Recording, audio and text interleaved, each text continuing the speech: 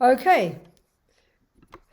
Okay, so what it's our last day, and I forget now. What are we talking about this time? Is this Diana? Somebody remind me. Anastasia, please forgive me. Where are you?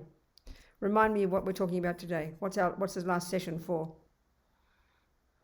Huh? Somebody tell me. Anastasia, talk to me. I'm here. Okay, is this our Discovering Buddhism module? Last day of our Discovering Buddhism module, is it, or is it that? Yes? Yes? Right. Yes. Good. Yes. Okay, fantastic. And it's the meditation module, isn't it? All right. Yes. Good. So let's offer a mandala for this last class. You have it there?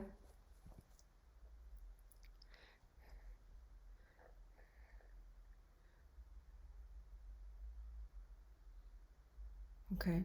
So we think we're going to offer the mandala, and we're going to think we're offering, just imagine, using our creative imagination, imagining all the marvelous things of the world, piling them all up and making an offering to the Buddha as a request for the teachings. It's really auspicious to do that.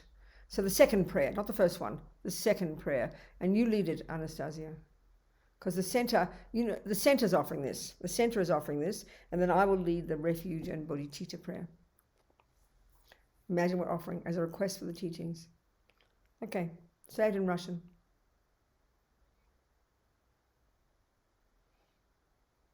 Somebody. I want to hear a voice. Эту умащенную благовониями и покрытую цветами землю, великую гору Меру, 4 континента, солнце и луну, я представляю, как поле Будды подношу. Да насладятся все существа жизнью в этой чистой земле. Идам гуру ратна мандала ко мне ятаями. We imagine the Buddha happily receives our offering. So now this other prayer, we thinking of refuge, we remind ourselves of our reliance on the Buddha and his teachings, and then we set our motivation, as the Lamas would say. We say, what is our purpose? We state our purpose for being here together. I think we should talk about this today as well, the meaning of this, your motivation, what that means, It's kind of powerful. So we think the most marvelous motivation, the biggest aspiration, the most vast, is to think we're doing this activity together, listening to these teachings, thinking about the meaning, doing some meditation. Why? So we can develop our amazing potential. Why? For our sake, absolutely. But so we can be of benefit to others. That's the end result. Thinking like that. Sangye charang soke chognam la. You read it in Russian together. And read it in Russian together, and I'll say Tibetan and English, and you say Russian together. Sangye charang soke chognam la jancho badu dagni kyab suchi dagi chunyen gi personam ki drola penche sangye drupa shog. Sangye charang soke chognam la jancho badu dagni kyab suchi dagi chunyen gi personam ki drola penche sangye drupa shog. I take refuge until I'm enlightened to the Buddha, the Dharma, and the Supreme Assembly. By my merits of listening to the Dharma, may I become Buddha to benefit all transmigrating sentient beings. Okay, thank you.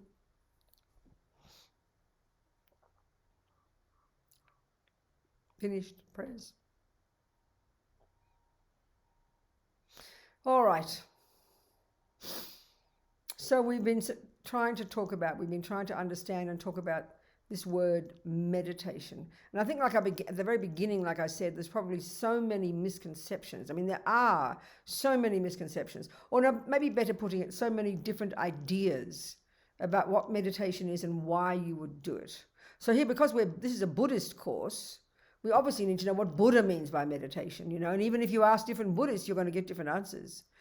So we've talked about, just a summary, we've talked about the essential thing is the point of meditation, whatever it might be. We're going to reiterate all these points. The point in Buddhism on the Mahayana path of using a formal technique called meditation, the only reason is so that you can end up becoming a Buddha. It's a technique that you use to help you become a Buddha, basically, because that's the point of being a Buddhist. That's what we have to remember this.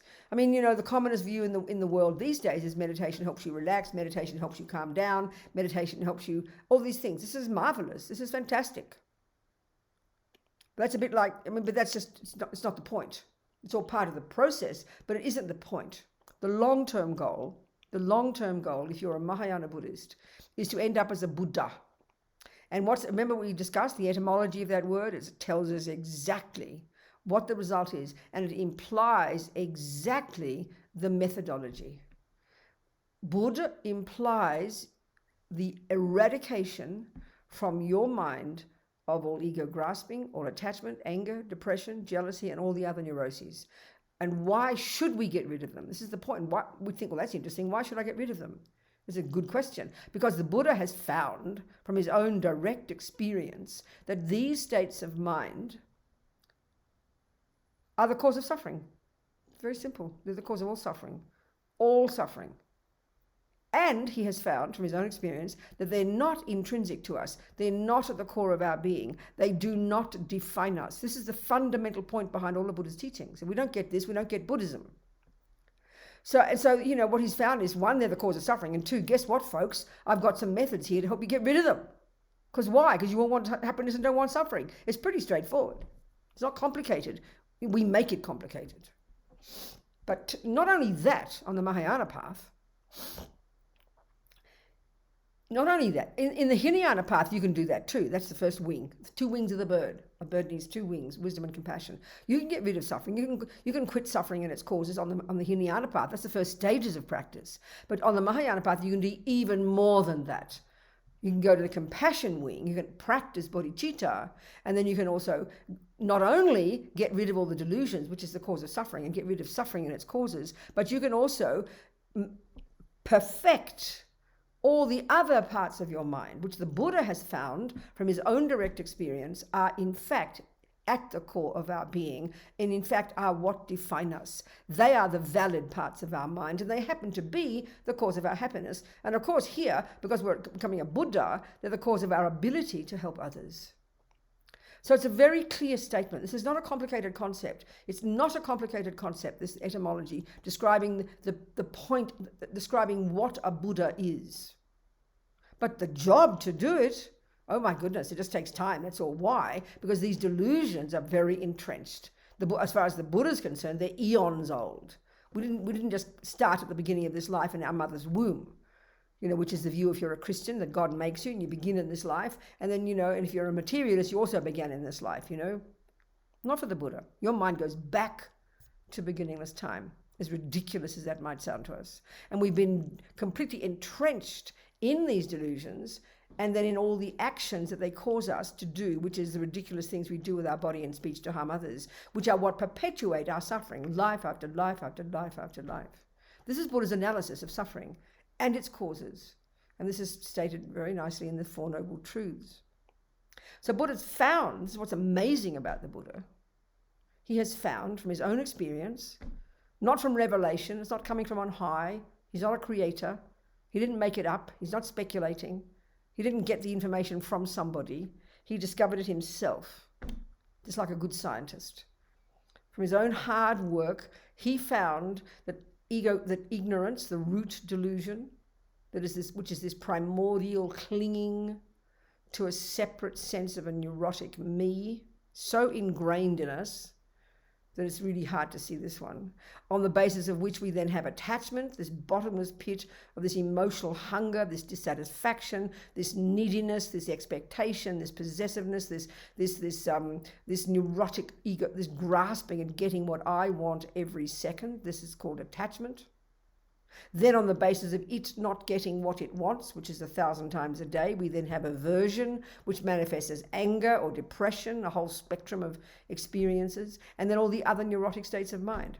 This is the Buddha's analysis of the root causes of suffering. So therefore it is obvious, if he has found that they can be gotten rid of, which is implied by this word, the first syllable of Buddha, that's what's remarkable about Buddha's path, Buddha's views.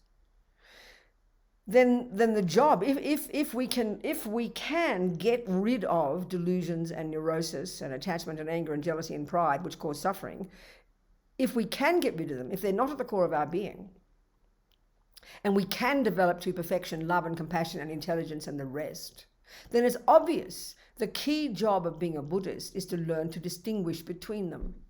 Because we know these words, we're super familiar. We need to learn to get some brilliant clarity, which we cultivate which we get from this brilliant technique that he got from the Hindus. He didn't make up this technique. Single-pointed concentration, the first mode of meditation. Concentration, single-pointed concentration, calm abiding. This brilliant, brilliant psychological skill gives us the ability to have this laser-like focus so that we can delve deep into our mind and use that focus, that brilliance, to be able to, combined with wisdom, we are able to identify the difference between the neuroses and the virtues, and lessen and get rid of the neuroses and grow to perfection the virtues. That is the job of being a Buddhist. So anything you do as a Buddhist, whatever it might be, whether you wear robes like this 14th century Tibetan robes, whether you go to the mountains and live a life of renunciation, whether you practice tantra, whether you do mantras, whether you do prostrations, whatever it is you do, anything in Buddhism, whatever you do, if it doesn't help you do this job of lessening your delusions and growing your virtue, then it is not a valid technique. It is a load of rubbish. This is how we become a Buddha. That's it. So that's why we, the mind at the moment. So this is why so then when we understand the first mode of meditation, which is to enable us to access these subtler levels of mind that we don't even posit as existing in modern neuroscience or modern psychology. That's why we think it's mystical, or that's religion. I just have to believe in it. No, that's a superstition. Buddha's saying this is true. He's telling us his experiences, like Einstein. When Einstein tells us about relativity, he didn't make it up. It's not coming from revelation. He's not speculating. He's discovered it. He's seen it. He's observed it. Buddha's the same. So he tells us what he's observed. He tells us, and this is my methodology. If you want to accomplish the same goal as I have done, this is the method, baby. You follow it step by step. Not complicated. Just takes a while, that's all. A few lifetimes. So if then it is possible to rid the mind of all the rubbish and grow all the goodness, and that's the mind, we'd better know what Buddha means by the mind. Because in the end, it's if it's in the mind, then we need to know what the mind is. And this is really important because Buddha's view of the mind is radically different from the neuroscientific view of the mind, from the modern view of the mind. Ask these great yogis way back then, before the Buddha even, these great Hindu yogis, you ask them where their brain is, they wouldn't have a clue. Never heard of a brain. But they know their mind super, super, super, super brilliantly. And this is what we need to learn to do. So that's the purpose of single-pointed concentration, to get the mind to a subtler level, because it's only the mind at a subtler level, finally, that can do the job of unpacking and unraveling the chaos in here in order to get realizations. But it doesn't mean we don't start the work until we get single-pointed concentration. We start right now at the level we exist at, which is the level of the conceptual state of mind. At the level of thoughts. That's the level we live at, at the very gross level.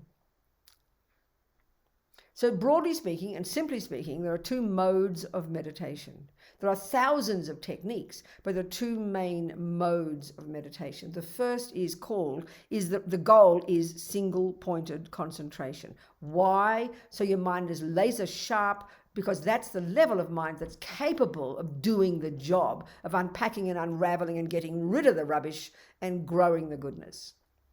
The second mode of meditation, as we know from our discussions, is called, in Sanskrit, Vipassana. So there's many types of Vipassana, many types of insight meditation that Buddha taught.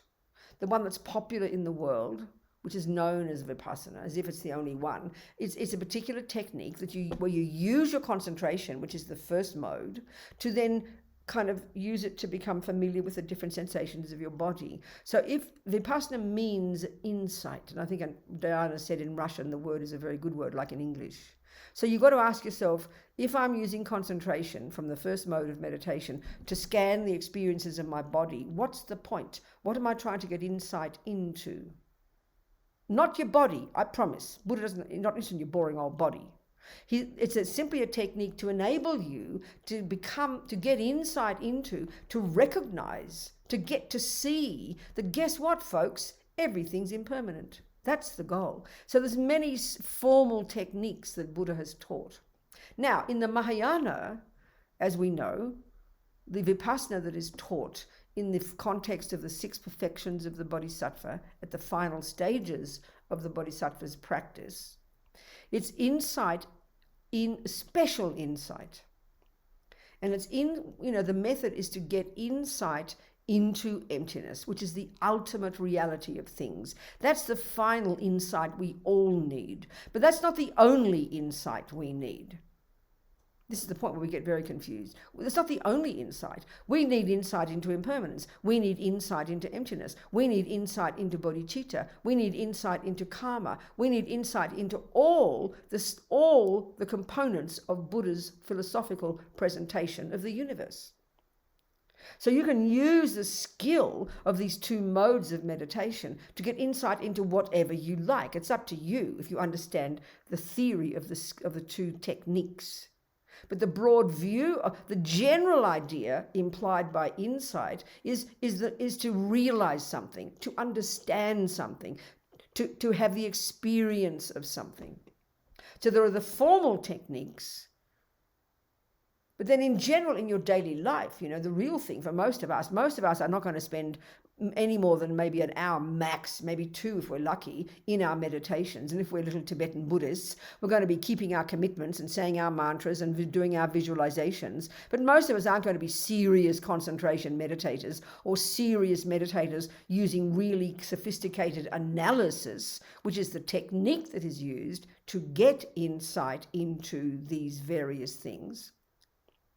So in the Mahayana, the insight techniques that are taught, you can use your concentration on the sensations of the body. That's one of the techniques. But here, if you want to get insight into how karma works, what is the method you use? It's so simple, it's like embarrassing.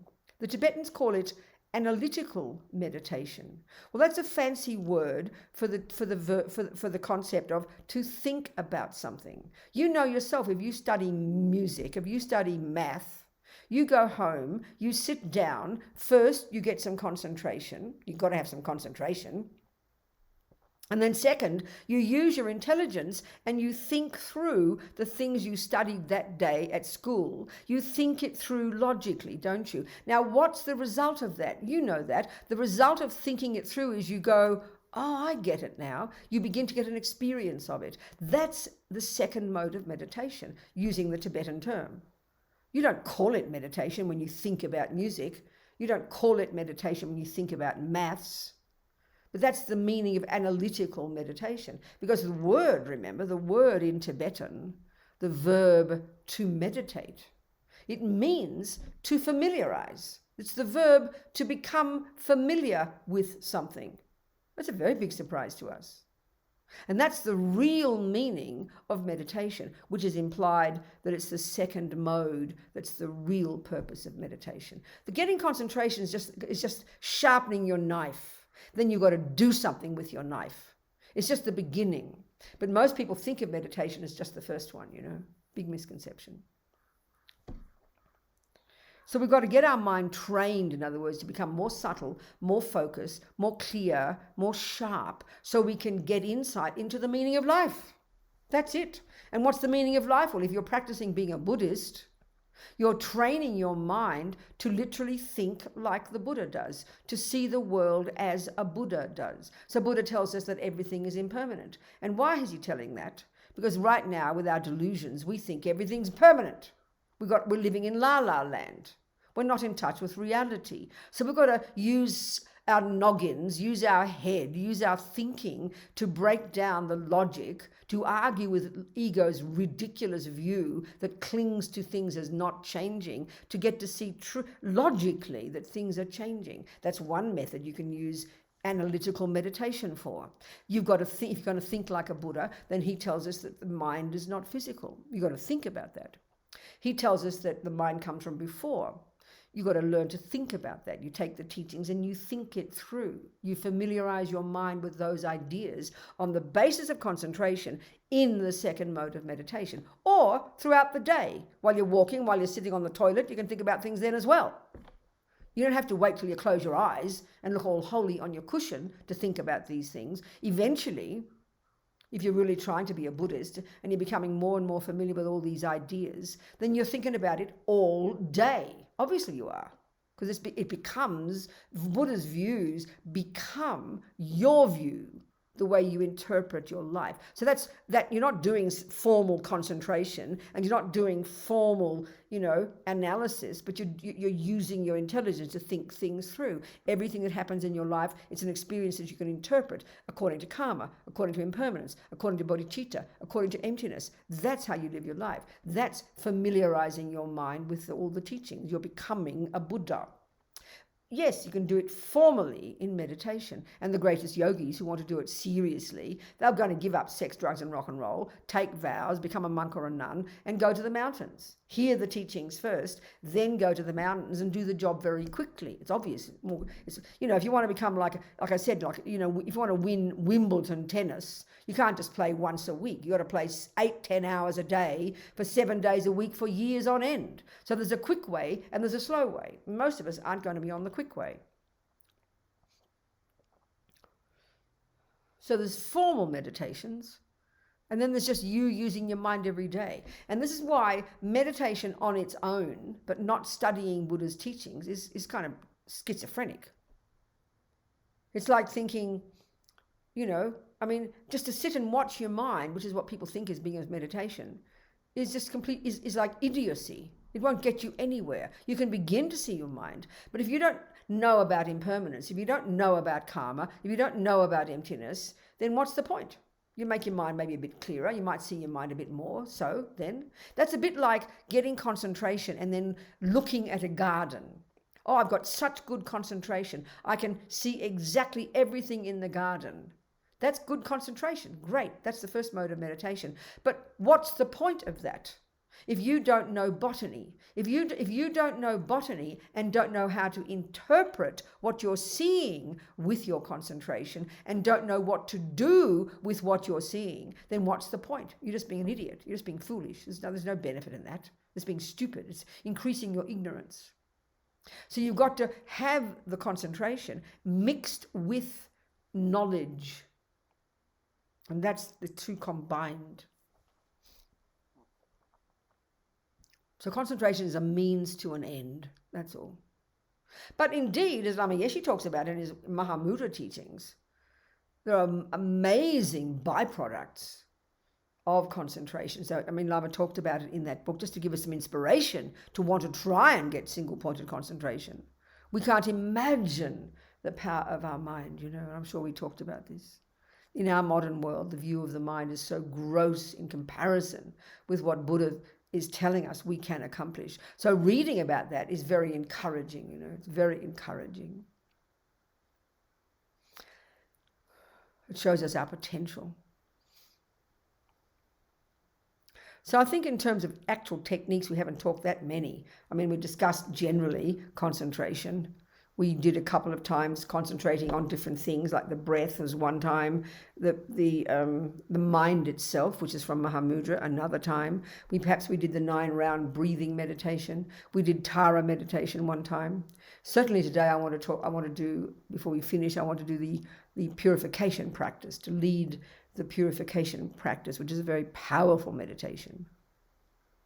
So in general then, the second mode of meditation is there's the classical, the techniques where you take the teachings, you get some concentration and you think through logically the teachings. That's using the 2 modes of meditation. You sit down and get some concentration, and then you take the information that you studied that day in your class, and then you go to the second mode of meditation and you do analytical meditation, which again, like I said, is a fancy word for you take the information and with your focused mind, you think it through. And because your mind's more focused, it will go more deeply into your mind, and then you will get an insight. A moment of it will get clear. Oh, I get that. And those insights have to grow and grow and grow. So, of course, when you've got single-pointed concentration, when your mind is laser-like and can stay for days on one thing, then the insights you get are much more powerful because your mind is not distracted, you know.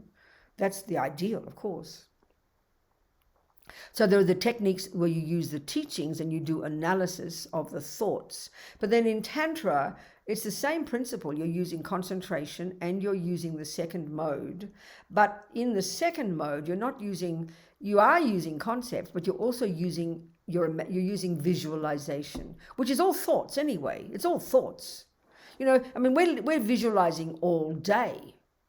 You're thinking about your boyfriend and you're imagining him all day. You think about the person you hate and you imagine them all day. So we're very good at concentration and we're very good at visualization. We just don't call it that. That's how we spend our day, but it's completely scattered and it's delusions, you know. We just grow delusions every day with our concentration and our visualization. So then we did one example of the tantric meditation. It's a very simple version, and we did the meditation on Tara. So let's again look at the benefit of those techniques. Sometimes they seem very superstitious to us. It seems logical to think about something. We think, oh, that's reasonable. But to visualize something, to imagine some green lady or some monk sitting there with a golden light body, or to visualize the medicine Buddha and to say a Sanskrit mantra, this sounds a bit like just superstition to us sometimes. So, but it's the same benefit, it's the same purpose. Whatever you do with your mind, the point is for the Buddha, everything we do with our mind brings results. Everything. Whether you're sitting there thinking about mathematics or you're visualizing a house you want to build, in the end they're just two different methods of getting that result. You're using both of them, even though one is visualization, you're visualizing that shape of a house, or you're thinking through mathematics. They're both conceptual. Both aspects of conceptuality. One is what we call visual, even though your eyes are closed. You can imagine the house. Or if you're in love with your boyfriend, you imagine your boyfriend, and we've got really good visualization of that one. But it's still conceptuality. But there's an added component of imagining that shape. So what's the benefit? So, okay, let's just think of a simple meditation, a formal one, using, say, thinking about impermanence. So you have your concentration. That's a simple technique that you get, not conceptual. You don't buy into all the thoughts. You try to focus your mind. Then you go to your second mode of meditation, where you now take the information. Let's say you've just heard it in your class. So you haven't memorized it yet. So you have to look at your notes and you just think about it more deeply with your focused mind. That's the method, which is analysis, but the result is insight. The result is, oh, I understand now. I get it now. I see. So when you're doing a classic meditation of these two modes, one, you'd get your concentration. Two, you'd go to the second mode. You'd take your information. You might have it in front of you written, or you might remember it, and then you think it through very logically. So at some point, a real taste of the meaning of impermanence might come to you in your mind, more subtle. It might hit you. That's an insight. So what you'll do is you will stop and you will hold that insight with concentration. You will stop the analysis and you will focus on that feeling of the truth of it. It might last for 2 seconds. When you've got deep concentration, it lasts for hours. And that's how you deepen and deepen and deepen and deepen the insights with, say, emptiness, for example, until eventually you actually realize it non-conceptually. That's the genuine realization of all these teachings, when they become non-conceptual, beyond the conceptual, at the subtler level of our mind. We understand that. That's programming your mind with these concepts until they become real truths for you, beyond concepts. So now it's exactly the same in the tantric meditations, but it's using a slightly different method, but it's the same result. Because whatever our mind does, it doesn't go astray. We get this when it comes to maths and music. Every time you play music, you know that you're strengthening in your mind the habit to be good at music. We don't realize that when it comes to our emotions, though. We think I'm allowed to sit there all day and be angry with somebody and think it won't matter. I mean, that's schizophrenic. So we're familiarizing our mind all day. So in the tantric one then, if you're imagining, so you'd get your concentration first, and then you would visualize, let's say like we did very roughly, Tara, the Buddha called Tara. So you've got to know what she means. You don't just visualize this green lady because somebody said. It's just a visual image that represents certain psychological qualities. So when you do it, you've got to buy into that is the meaning of Tara. If you see Chen Reizig, you have to buy into the view that that is the manifestation of compassion in this particular shape and form, coming from Tibet, coming from India. So you've got to understand that meaning. You've got to learn that meaning. And then you visualize that shape. And you see that person, particularly as your own Lama, which makes it very personal. So what are you doing there? You're familiarizing your mind with the Buddha of compassion. So of course that's going to have an impact on your mind. You're training your mind in compassion. That's what you're doing. And of course some of these visualizations are very elaborate. They've all got very precise meaning. Initially they're quite esoteric to us. Of course they are. But it's natural. So and the way they talk in Tantra, when you're visualizing the Buddha, like say as Tara, Chen Reizig, Manjushri, they're all just different manifestations of different psychological qualities. In Tantra, some of the qualities, some of the Buddhas are manifestations of qualities we want to cultivate. Chen Reizig is compassion. Tara is power. Manjushri is wisdom, for example. But there are other Buddhas, the wrathful ones, let's say. And one of them is, for example, there would be one that's the manifestation of purified anger. Another Buddha is a manifestation of purified attachment. So these are manifestations of a purified delusion. So by meditating on Vajrayogini, for example, this gorgeous naked red lady, she represents purified attachment. So it's really quite sophisticated, and it's all psychology. It's all psychology. It's just it's not what we think of as psychology, So when you meditate on Tara, you're programming your mind with those qualities of all the Buddha, but in particular the quality of success and power and action. When you visualize Chen Reizig and you do the meditations, you're programming your mind with compassion. This is the purpose. If it was just to visualize some nice green lady for some reason, it's a complete waste of time. It's got to be logic to it. And initially we can't see that logic because it's not how we think in our world. So the purpose of all the meditations is the same, to familiarize your mind with the reality of how the world exists so you can become a Buddha. That's it. That's the purpose.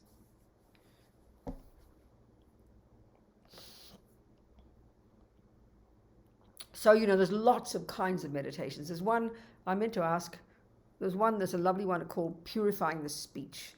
I don't know if Anastasia, if you can find it while we're talking.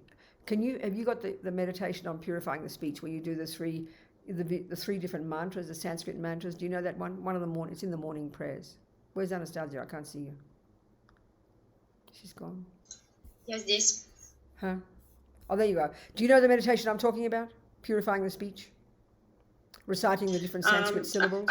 I think so, yes. Can you find it with for me? 3 mantras, right? Exactly. I'd love to do this. Is a marvelous one. We'll talk about this one. You tell me when you found it, okay? You tell me when we found it.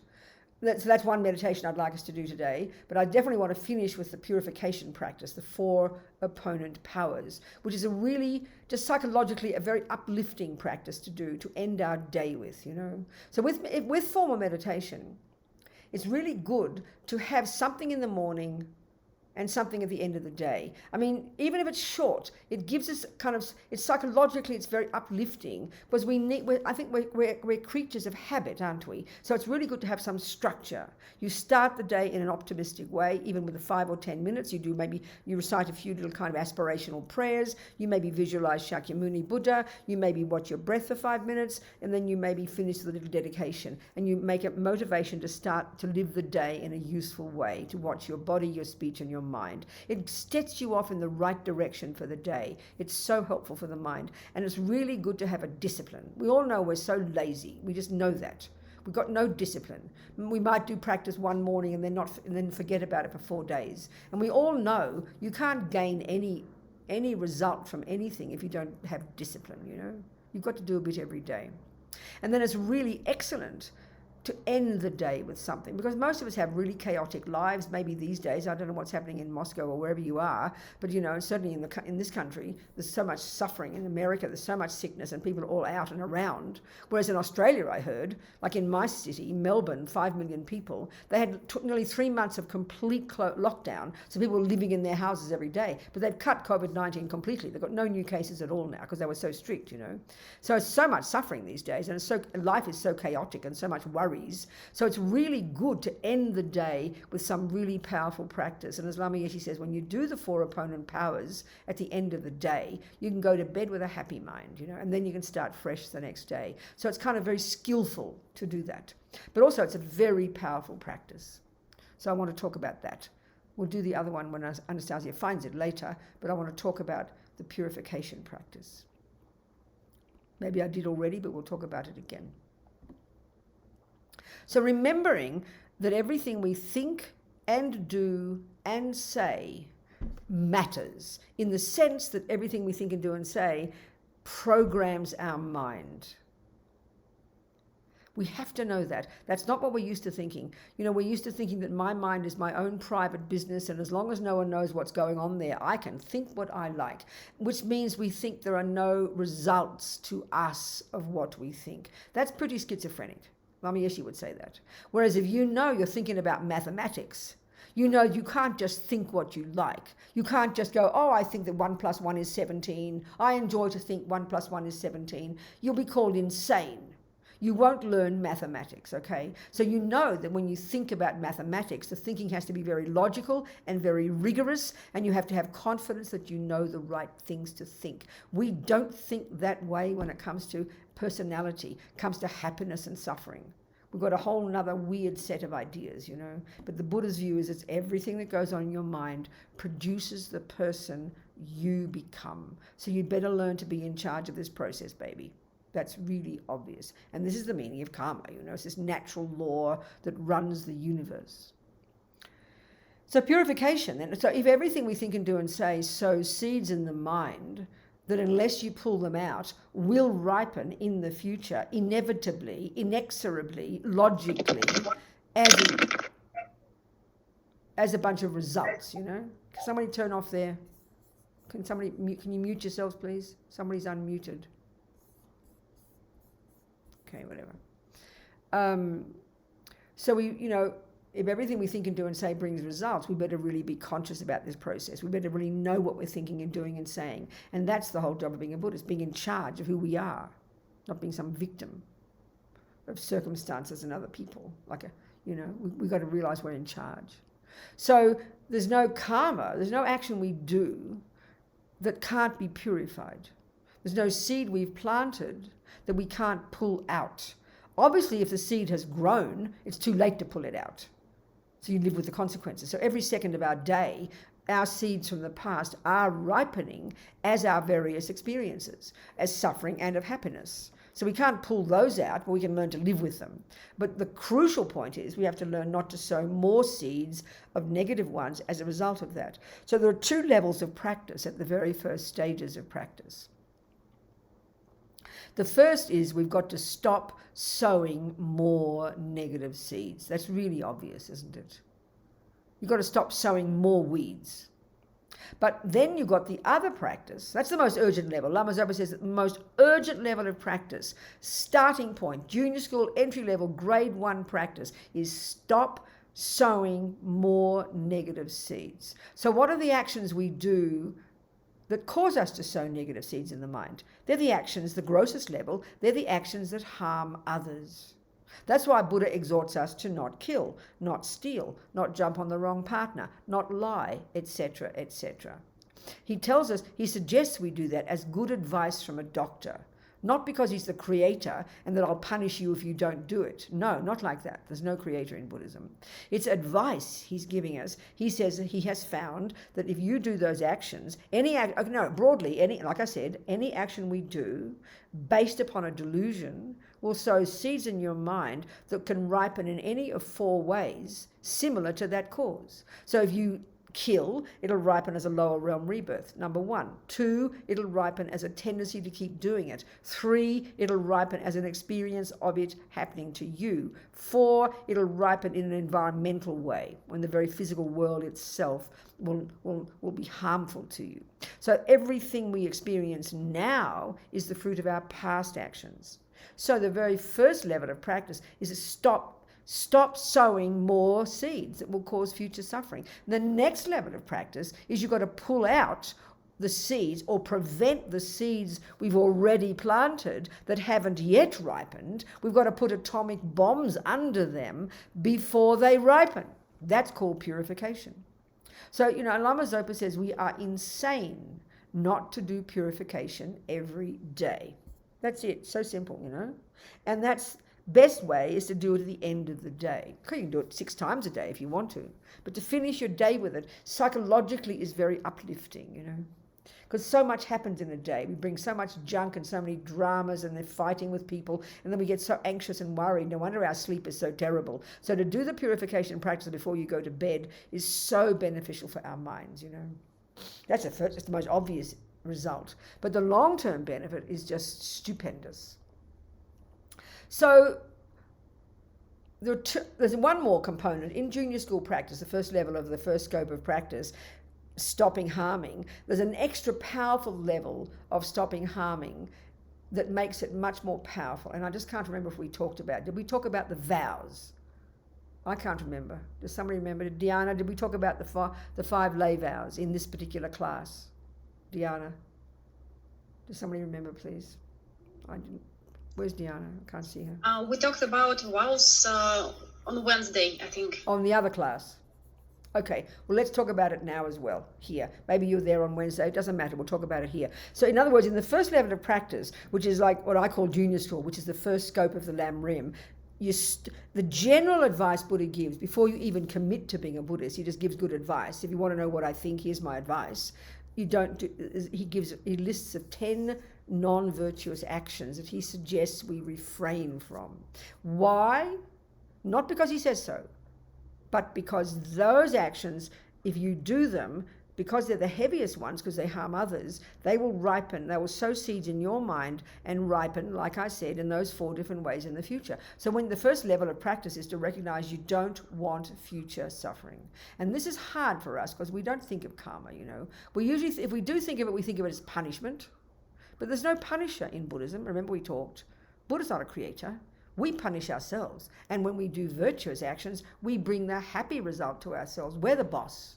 His Holiness the Dalai Lama calls karma self-creation. It's a really powerful concept, So the very first level of practice is try and abide by these 10 non-virtues. Three of the body, 4 of the speech, and then the last 3 are at least beginning to work on the grosser levels of the 3 main delusions. He doesn't really get us to start working seriously on our mind until we get to the next level of practice, which is the middle scope. I like to call it high school. But here, these 10 made up, we try to harness the grosser levels of our body, our speech, and our mind. That's the general piece of advice. But then let's say you decide you're going to commit to become a Buddhist. You would take refuge formally, and then at that occasion, or maybe later, you would then take the 5 laypersons' vows. Well, this is again psychologically so powerful when we understand it. So he takes so vows in general are only about behavior, body and speech. They're not about the mind. So these 5 are extracted from those first 7, but there's 1 added. So with the 5 vows, it's killing, stealing, and sexual misconduct. And what's the killing, stealing, sexual misconduct? What's the 4th one? What's the 5th one? So don't kill. There's 2 of the body. Don't kill and don't steal. On sexual misconduct, 3 of the body, 1 of the speech, or 3 of the body. Don't kill, don't lie, don't steal. Don't kill, don't steal, don't sexual misconduct, don't lie. And the 5th one is another one that's added. There's no intoxicants. But let's just... What? Who's talking? Intoxicants. Thank you very much. Very kind. Thank you. Very good, yes, exactly. So, okay, so then, but let's look at the meaning of vows, and then let's look at the meaning of purification. Because if we understand these, if you live in your vows every day, and then you purify every day, you have such a powerful practice, you won't believe it. You should be so happy. But let's understand them psychologically, okay? So we'll discuss vows first, and then we'll discuss the 4 opponent powers, and we'll finish the day with that meditation. So, okay, and then within the framework of controlling our body and speech, we'll do also the other meditation, which is the marvelous one of blessing our speech. So, okay, so a vow is a decision to not do something. So when we hear the word vow, we think of it as religion, and then we feel it's something that someone has said we shouldn't do. It's like they're squashing this on top of us. Then we get all guilty. But it's very foolish to think like that. You think about this. If you have to just do something as simple as drive a car. If you wrote down all the things that you agreed not to do, there will be hundreds. You don't call them vows, but what else are they? You decide you will never put the foot on the accelerator at the same time as the brake. You'll smash the car. You would never turn the wheel left if you want to turn right. You would never go backwards on the freeway. I mean, there are hundreds of things that you agree that you will absolutely not do, but nobody calls them a vow. You just know it's intelligent to learn these, otherwise you'll get destroyed on the freeway. So everything we do in our life is like this. You learn to know what not to do when you make a cake. You don't use the knife this way. You don't put too many eggs in. It's just a way of showing how to behave. It's very logical. But as soon as it comes to something like this, we get all kind of constricted. Then we get guilty if we do it. And all this is, vows are simply Buddha's recommendations for things to refrain from doing in order to turn you into this marvelous person. That's the benefit. That's the reason. You obey the road rules so you can become a good driver. You obey the cook's rules so you can become a good cook. You obey these rules. You agree to abide by these rules for your sake, so you become this marvelous ethical person. You stop your own suffering. You're the beneficiary. It's really important to think of it like this, So, okay. That's one point about vows. And the other one is Buddha loves his vows. In the whole of Buddhism is one way of framing all of Buddha's teachings is in terms of the 3 sets of vows. The very first ones, which are the vows called the vows of individual liberation, which prati moksha in Sanskrit.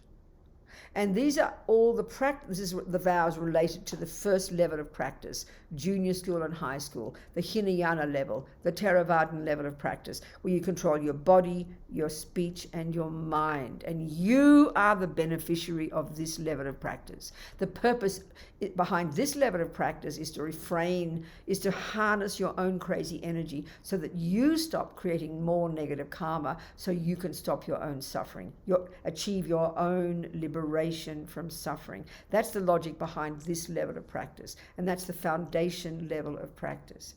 Then you go to the compassion wing, and now you take the bodhisattva vows. So the emphasis, the vows are same. They don't do this and don't do that. But the purpose of the bodhisattva vows is more profound. It's to enable you to know how to best benefit others. That's the purpose behind it. And then you have the 3rd set of vows from Tantra, the Tantric vows, the most advanced levels of practice. So for the Buddha, let's look at the Pratimoksha vows. It says in the teachings that vows are this subtle physical form within you that's visible to clairvoyance. There's something so powerful about vows. But more than that, for the Buddha, Lama Zopa says that, you can have 2 people practicing. One person doing masses of practice, of Vajrayana practice and all their mantras and all their purification and all their this and all their that, practicing all day. But they don't have a vow not to kill even, for example. And then you have another person who's merely keeping their vows purely, but not doing much else. He said the virtuous karma that you create of the second person is infinitely more than the first, because vows are so powerful. They underpin the rest of your practice, because without solid vows of good ethics, you can't even get a good human rebirth. Just to get another human rebirth, we need bucket loads of really delicious, rich, intentional vows of non-killing at the time of our death, accessible to that, so that one of those can ripen so we can get a human rebirth. We need to have the fundamental practice in daily life as a Buddhist. The foundation is the vows of not killing, not in general, not harming, specifically not killing, not stealing, not lying, not these few actions, the heavier level of harming sentient beings. Why? Because those actions bring the heaviest future suffering to us. So the foundation of all our practice is starting with the Pratimoksha vows. And you can't take the Bodhisattva vows until you've got those. And you can't take the Tantric vows until you've got the Bodhisattva vows. So this is like the kind of the infrastructure of a practice, living within the different levels of vows. And all the Lamas say, if you really keep our vows purely, they're so powerful psychologically that you can get enlightened in a few lifetimes, you know. So Lama Zopa says, another thing, he said, you know, you can have, okay, now right now, all of us, we're sitting here in our houses or whatever we're doing, and probably at this moment, we're not actively killing anything. You know, we're not. But, this is the point now, so we can think, oh, aren't I a good person? I'm not killing anything. Yeah, you're a good person, it's true. But you're not creating any virtue, because your mind is not engaged in the conscious intention, I will not kill. Because this is why we have to understand karma. The real meaning of the word karma, which is action, but the real meaning is mental action, which is intention. I will, volition. That's the start of everything that we ever do. Everything exists on the tip of the wish, the thought, as Lama Zopa says, you know.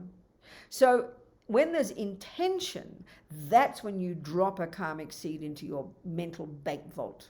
So we're not killing at the moment. Aren't the rats lucky? They're living in peace. We're leaving them in peace. But we are creating zero virtuous karma because there's no thought, I will not kill. Because it's only when you have the thought that you begin the karmic process. And we need bucket loads of conscious, intentional seeds in our mind. Now the point is this. If you don't have a vow, you only create the virtue of not killing when you meet the aunt or you meet the ex-boyfriend and you think, I must not kill him.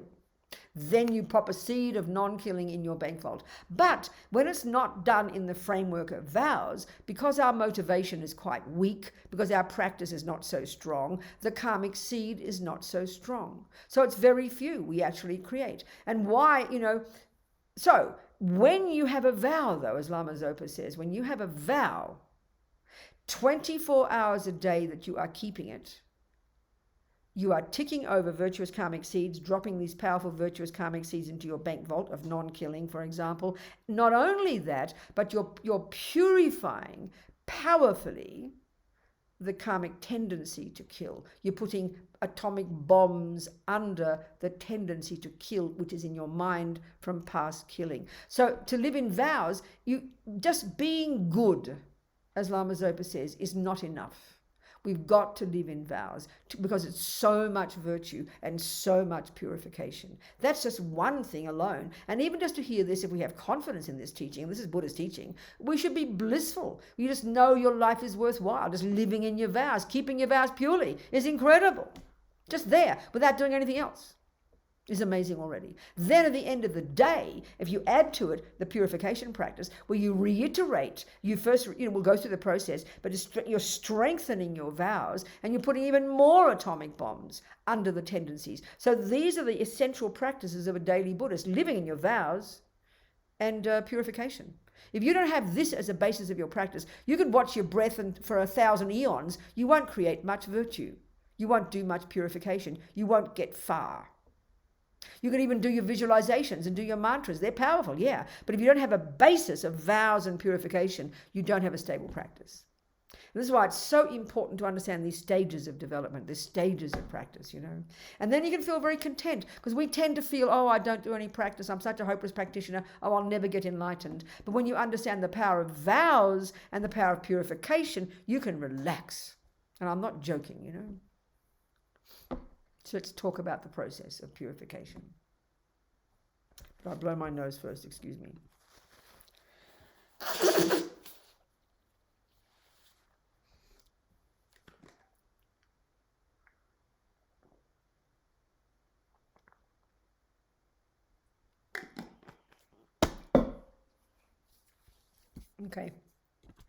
Okay, so there are 4 steps. And this is a psychological process. Don't think of it as religion, I like to think of this process as you becoming your own friend. You'll see what I mean. So in English, it's a nice way to talk. The 4 R's. Obviously in Russian, it'll be different. The first is regret. There's different order you can have, but I like this order. Regret is the first one. Reliance is the second. The remedy is the third. And resolve. It's just a good way in English to remember the 4 R's. So, okay, let's look at these 4 and let's try and look at the logic of these 4 steps, okay? And as I said, we'll do the practice just briefly. We'll do a short version of the practice at the end of our day together. So the first one is really, really important. It's the starting point, And the Lamas all use the analogy of if you've eaten poison. So because we know the meaning of the word poison, and because we know if we've ingested poison, we know we don't want the results. We would freak out. We would have instant regret. So what regret means is, oh my God, I can't believe what a fool I am. I didn't realize what I've done. I didn't know it was poison. What an idiot. I cannot believe this. Quick, what can I do about it? That's your natural response. Because you know the meaning of poison. It will cause you terrible suffering. Now that's the analogy for karma. This takes us time, because we're so used to thinking if no one sees me do something naughty, oh, I got away with it. We're so schizophrenic, No, nothing to do with it. Everything we do that's labeled negative, which is an action of our body and speech that's based upon a delusion, is like eating poison. It's sowing a negative seed in your mind that will ripen as your future suffering. So to really think this through without being neurotic, but by being self-respectful, is so important that it takes us time to think this, because if we do think about it, we just get freaked out and we then get guilty. Oh, I'm a bad person. You don't sit there and eat poison and go, oh, I'm a bad person, I ate poison, because there's no action. You just sit there getting sicker and sicker by the minute, feeling guilty. It's completely absurd. It's an utter waste of time. So I always quote this, His Holiness was asked one time, what's the difference between guilt and this regret that we're talking about? He said the first part's the same. With guilt, you look in the past and you say, I did this and I did that and I killed the dog and I kicked my boyfriend and whatever. And then you go and I am a bad person. That's guilt. And we love that. We run to that. Because it's a function of ego grasping. And actually, it's simply anger. But you're the object, that's all. If I'm angry with somebody, you did this and you did that and you did this and you're a bad person. That's anger. We're doing exactly the same, but it's to ourselves. And we do this so deeply and so often. So that's why we don't like to admit our mistakes. We want to hide our mistakes. We want to blame somebody else for our mistakes. We want to deny our mistakes because we can't stand the pain of the guilt because it just makes us feel worse. Well, we're thinking wrongly, basically. We're just not thinking properly. You would never, if you ate poison, you would never think that. We either have blame, guilt, or denial. You think about this. When you do something naughty, you either blame yourself and get all depressed, or you blame somebody else. It's not my fault, it's his fault. Or you will say, no, I didn't do that. You live in denial. Well, imagine if you've eaten poison and you've eaten poison, you've eaten it and you're getting sick, but you want to sue the food maker. I mean, absurd. It's called blame. What the point is that? There's no benefit to you. And if you get guilty, you sit there in misery, getting worse by the day, thinking you're a bad person. Useless. Or you say, no, I didn't eat poison. I mean, we live like this. We're so foolish. This is the function of ego grasping. So we've got to grow up. We've got to take responsibility. We've got to be accountable. We've got to acknowledge I did eat the poison, for goodness sake. But then the point is, once you've acknowledged that you ate poison, not out of guilt, so as His Holiness says, regret, you also look in the past. Same. I did do this and I did do that. But then the conclusion is different. You then say, what can I do to fix it? That's the intelligent part about regret. It's intelligent, it's self-respectful, it's courageous, it's grown up, it's accountability. So important. So given that we're all sentient beings and we've all had countless lives and we've all created negativity, then it's obvious. We just got to regret the lot, cover the lot. So how you do this in a meditation, we'll do it tonight. As I said, we'll finish with it very simply. You would sit down at the end of the day and you would acknowledge the few things you've done today. I mean, maybe you had a fight with your wife. Maybe you kicked the dog. Maybe you stole something. Maybe you screamed for 20 minutes about some ugly politician. They didn't hear you, but you harmed yourself. So you acknowledge the things you've done with your body and speech, And it's so helpful. It's so kind of cleansing because it's just you talking to yourself. You're being your own friend. You're being accountable to yourself. It's kind to yourself. I can't stress this enough, So then you'd think of the things today, but then you think of things of this life. So, for example, some of us women and some men have been involved too, like say having an abortion. And that's usually very traumatic for a lot of people. Well, I always think of my abortion. When I was 23, I had an abortion. I might have mentioned that. I don't remember. It doesn't matter. But I find that interesting to talk about anyway. And if I have again, I'm sorry to repeat it. But it's very helpful because, there's karma involved. When we have guilt, you take all the responsibility. But when there's an abortion, that's another human being involved. This sentient being from a past life with strong history with me came to my womb. They ran like a magnet when I was in the bed with that boy, So they're part of the deal. This person came to my womb. And this is what's interesting. Because they had the karma to be killed from their having killed me. That was a major condition for the thought to even arise in my mind, I'm going to have an abortion. The moment I knew I was pregnant, there was no thought, I'm going to have an abortion. I didn't even think of it as a human being. So the karma was very clear and very strong. That's a dependent arising between the two of us, So one takes responsibility. So I didn't, at the time, I had been a Catholic. I wasn't then. I'd given it up.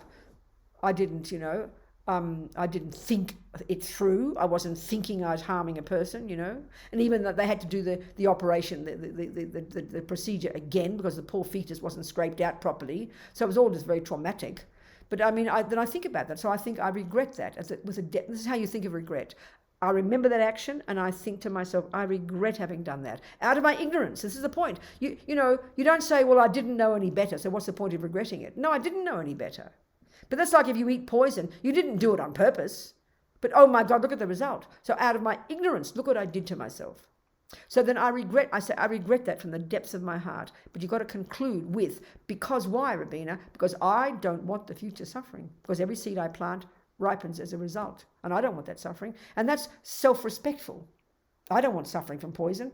Nobody calls you, selfish if you think that. They call you intelligent.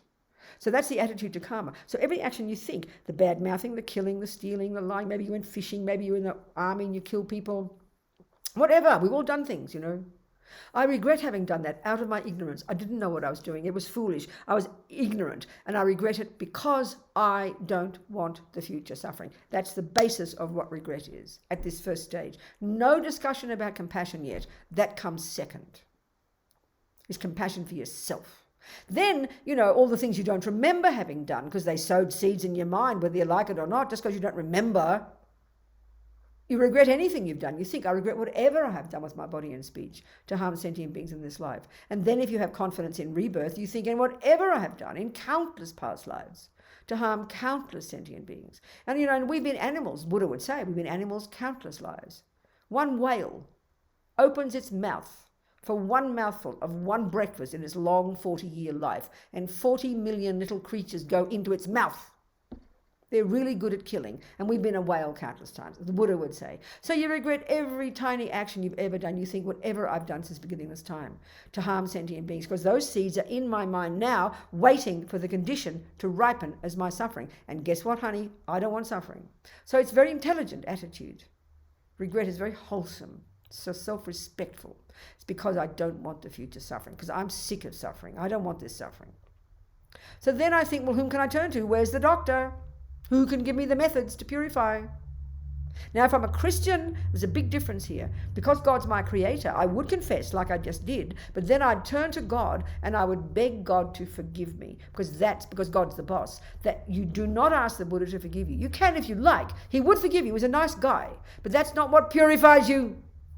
It's like asking your doctor to forgive you for eating sugar. Please, can you get me off the hook and not give me diabetes? People would laugh at you if you said that. So Buddha is our mentor. Buddha is our doctor. You rely upon the Buddha, whose methods you want to use to purify yourself. So that's the second step, reliance. So there's two parts. The first part is when you have refuge. So you visualize the Buddha above your head. In this particular method, we visualize Vajrasattva, which is the tantric aspect of Shakyamuni Buddha.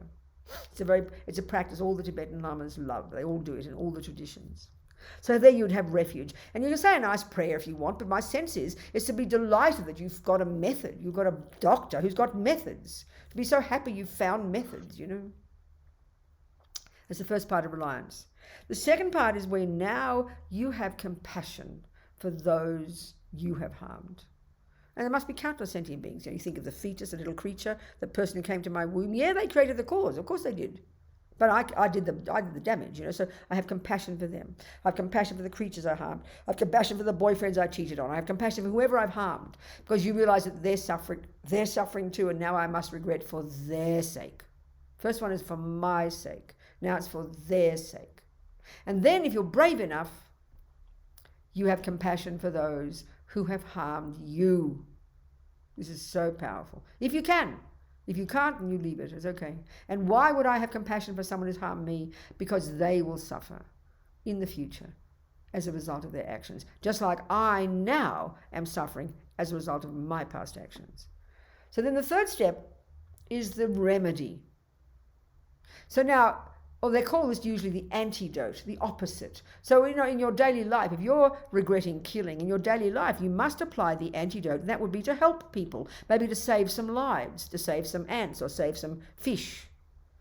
There's an antidote. If you're regretting lying, you would tell the truth. That's an antidote. But this particular practice in the third step is said to be the most potent antidote. And of course, because among the Tibetan Buddhists especially, any practices we do that involve the Buddha are infinitely more powerful because of the power of enlightened beings, So this third step, and we'll do it at the end of the day, like I said, you're visualizing.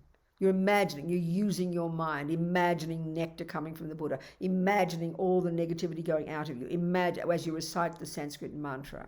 So mantra itself is said to be super powerful, It's Sanskrit sounds, said to be very pure sounds, and basically Vajrasattva is related to emptiness, because the final purification is when you've realized emptiness. This purification practice doesn't uproot the seeds, it just puts atomic bombs under them and prevents them from ripening. It's when you've realized emptiness that you cut the seeds.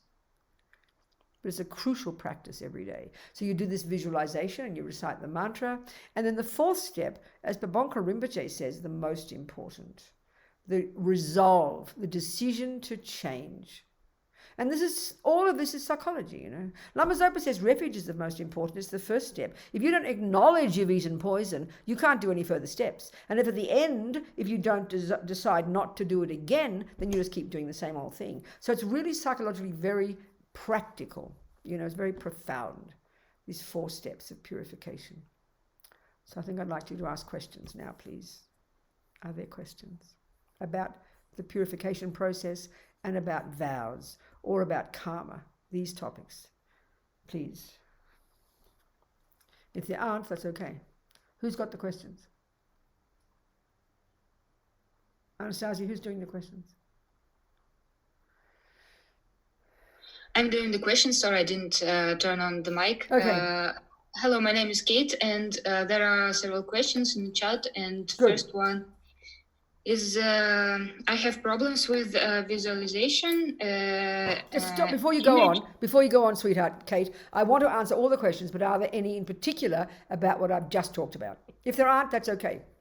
About vows or About purification? purifications and vows, no, I don't Nothing. see. Nothing at all. The last one is how to be with feeling of guilt, which is coming from outside, from relatives, for example, when you're not doing something. Okay, I understand. So how many questions are there, Kate? There are 4, and this is the 5th Okay, question. that's fine. So just let's go through the 4 questions then. We'll never mind. But if there are any questions about vows or about purification, please send them to the chat box. But meanwhile, tell me these questions. Start again, darling. From the first one? Yep. I have problems with visualization. Object is vague and uncertain. That's totally normal. Totally normal. Everybody's the same. So if you, at least you think it, you just have to think it. I mean, to really have proper visualization means you've got to have concentration. So 99% of us don't have that. Some people have a particular facility. Most people don't. So don't worry. It's the main thing is your thinking. That's the main point. You think the thoughts, Tara, with this, with that. You think it and be sincere. That's the main thing. And as we get better, we start to get good visualization. But it's nothing unusual. Not at all. Don't worry about it. Next one.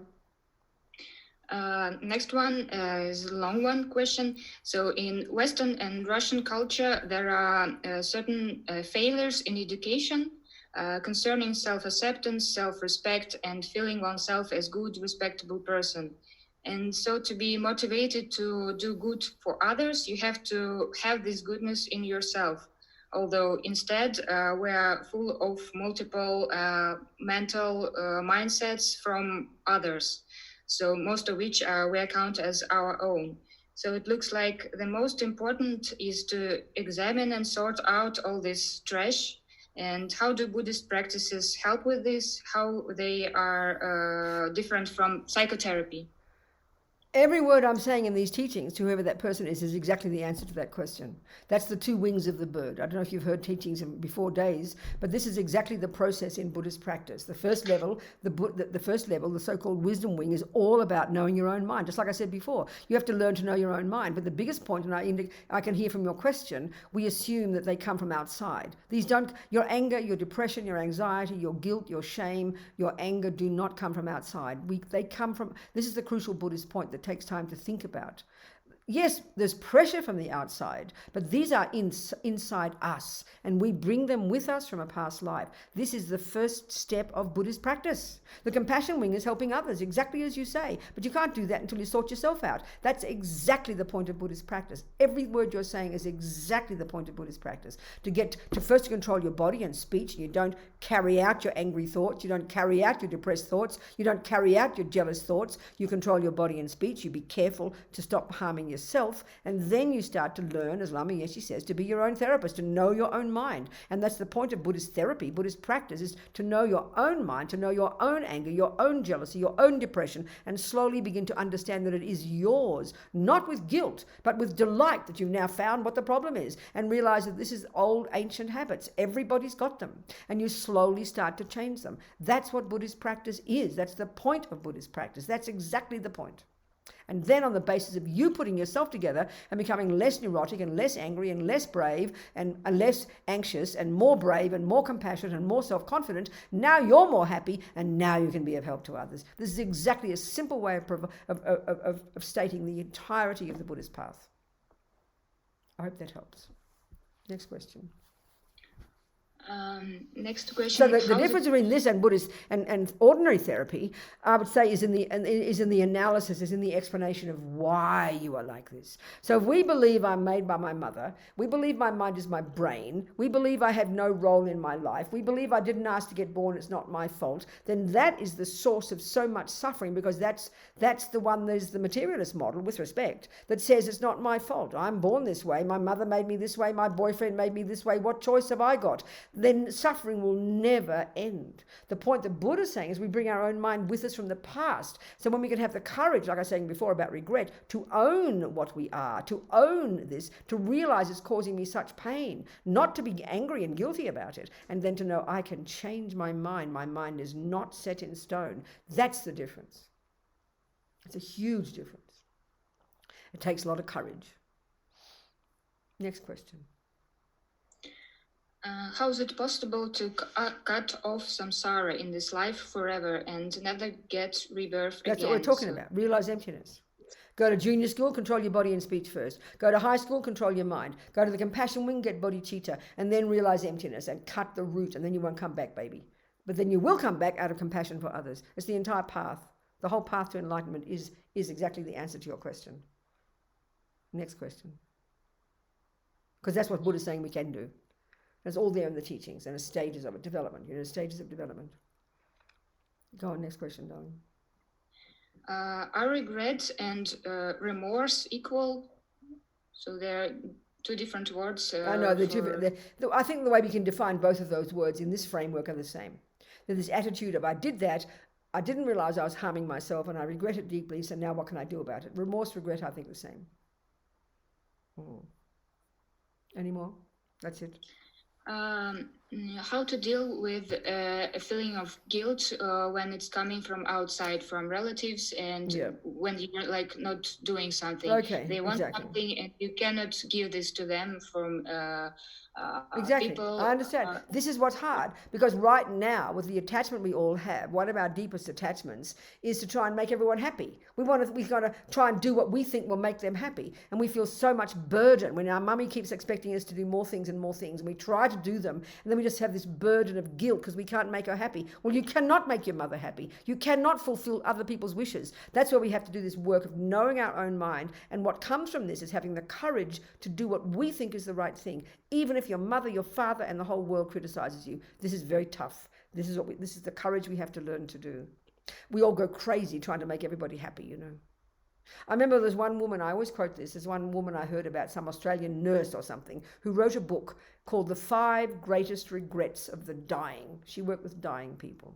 She said the greatest regret, the main regret among people when they were dying, was that they didn't follow their heart in their life, that they did what they thought was expected of them. This is what makes us insane, because we're afraid to do what we want because we don't like being criticized.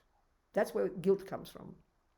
There's so much pressure from the outside world. You're absolutely right. This is why we go crazy. That's why we have to do the inner job of working on our body, our speech, and our mind, knowing that we are in control, that we are the boss, and having the courage to do what we think is right, not just to make everyone else. It's a neurotic way to think, to make everyone else happy. When you've got real compassion, then it's different, because you've got wisdom as well.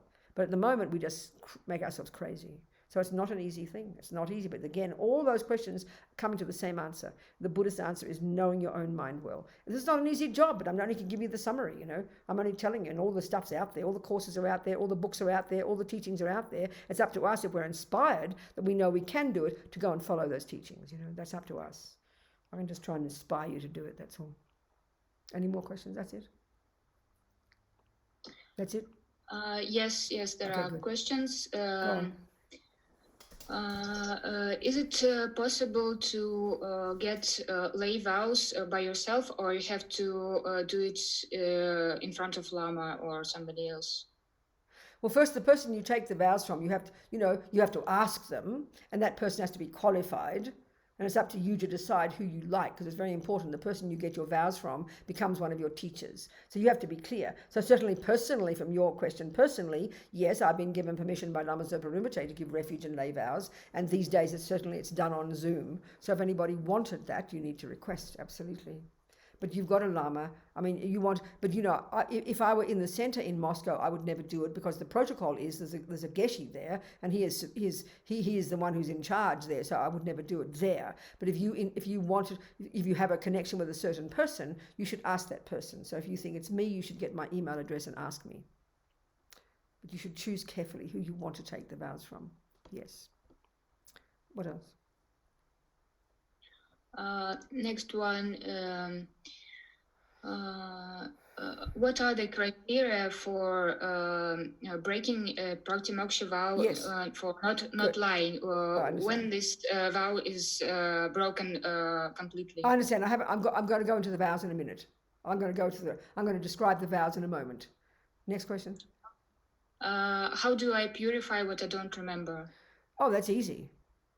by regretting that you did do it because it's sowed a seed. The seed is in your mind. When you realize the seed, if you ate a piece of chocolate yesterday but you didn't know it was chocolate, you've still eaten it, haven't you? And you still know the results will come. Just because you don't remember it has got nothing to do with it.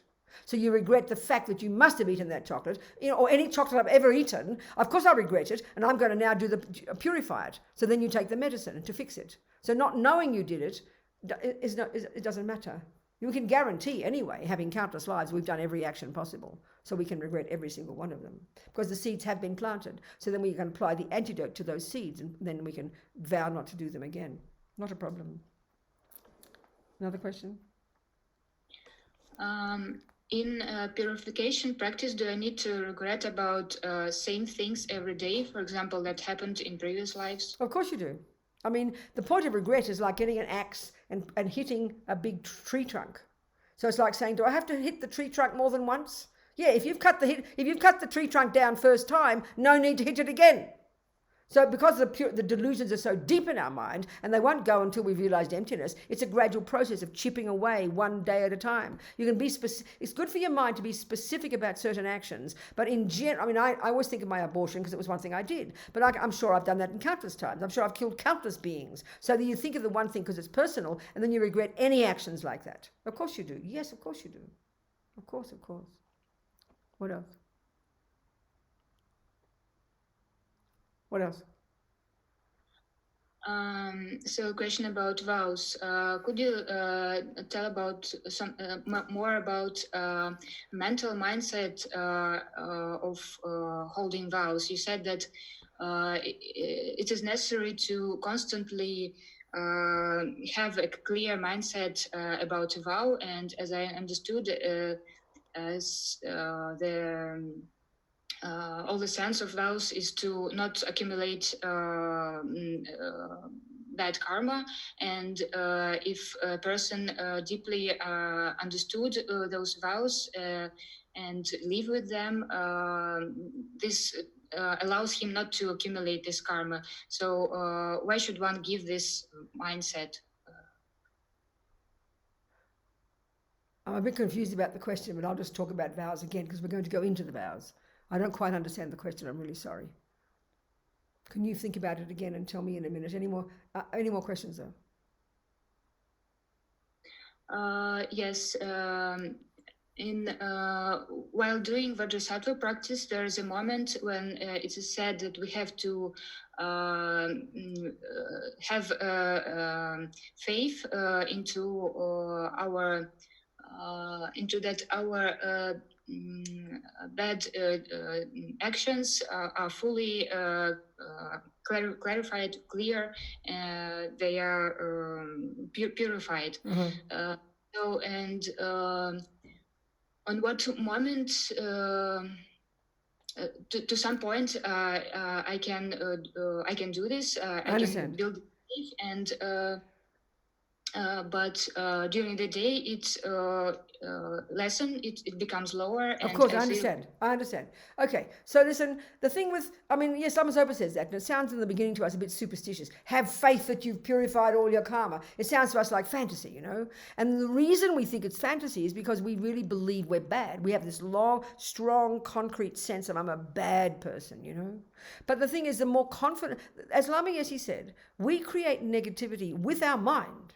So we purify it by thinking with creating positivity with our mind. So the more powerful, it's like anything, the more strong the negative action, the deeper that groove is dug in your mind. But the more powerful the antidote to that action, then you weaken that negativity. So when you do purification, if you really, as Lama Yeshe says, the power of purification is the power of your regret, the power of your compassion, the power of your refuge, the power of the practice, and the power of the resolve to change. So the strength of your mind is what creates negativity, and it's the strength of our positive mind that purifies it. There's no other component. It's the mind. So clearly having confidence, I must purify everything. I regret that from the depths of my heart. I will never do that again. That's what purifies your mind. It's your mind that purifies your mind. That's it.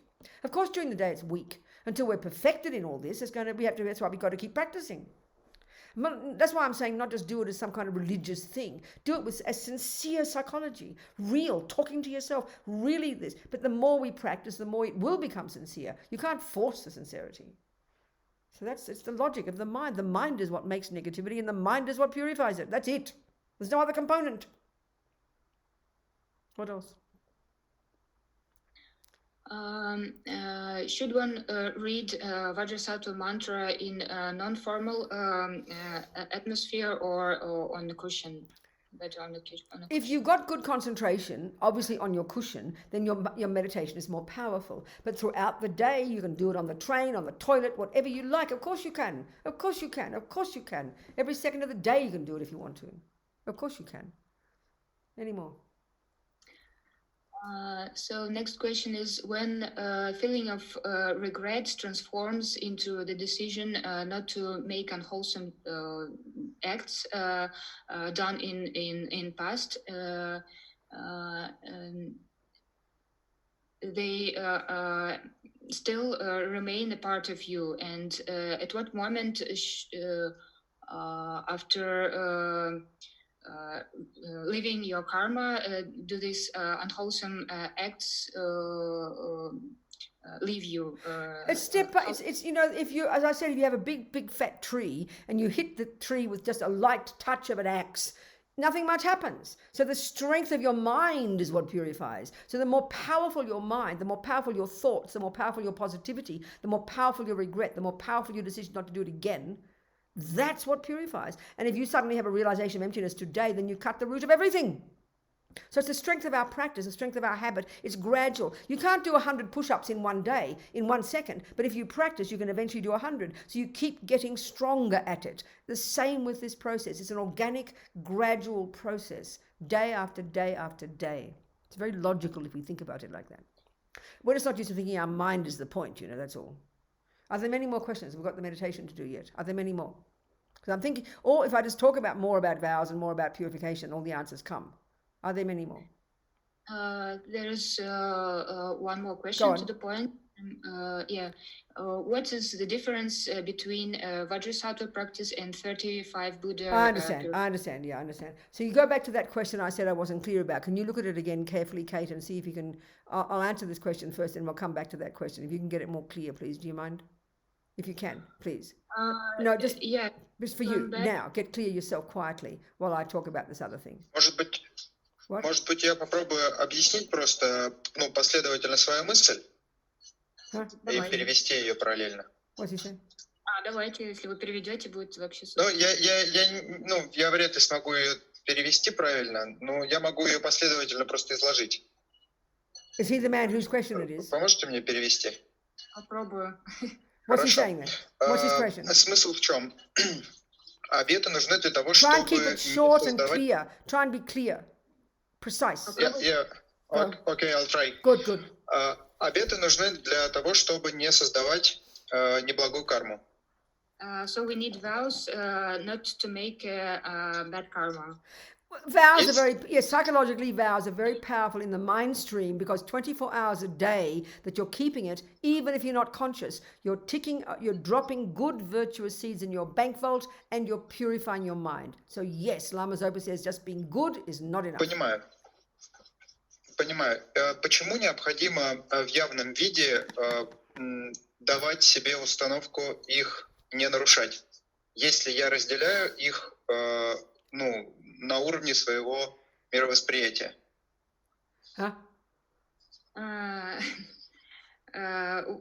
Why should I give myself a mindset evidently not to break them? I don't understand that. What are you saying? I don't understand, darling. Вы сказали, что когда я встречаю человека, нужно подумать о том, что я не буду тебе физически вредить.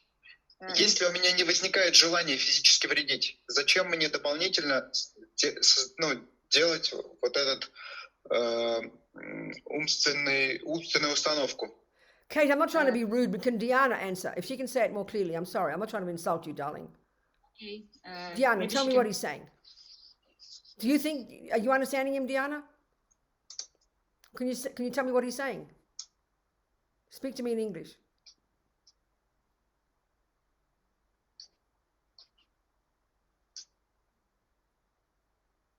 I can't hear you. What's he saying? I can't hear you, Diana. She's saying that, Okay. Okay. I'm here. Она- I'm Go here. on. Tell me. Well, that is, I think there's kind of misunderstanding because he says that if I don't have any intention to kill someone already, Yes. when I meet someone, why do I intentions create this thought of not killing in my mind? Because, he doesn't see the Okay.